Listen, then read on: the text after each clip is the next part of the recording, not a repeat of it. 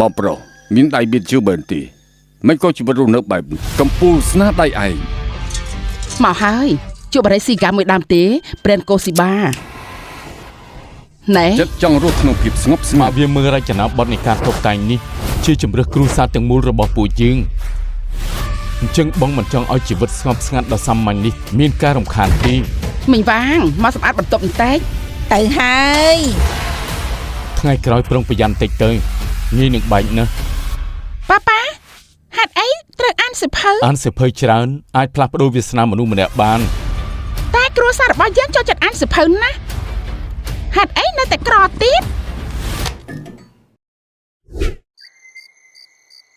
ចាប់យកភាពរីករាយជាជាងការកាប់សម្លាប់កូនប្រុសត្រូវចាំថាមិនថាមានរឿងអីទេត្រូវតែស្រែកហៅប៉ាជាអ្នកគ្រប់គ្រងដ៏ខ្លាំងក្លារបស់កូនប៉ាហេប៉ា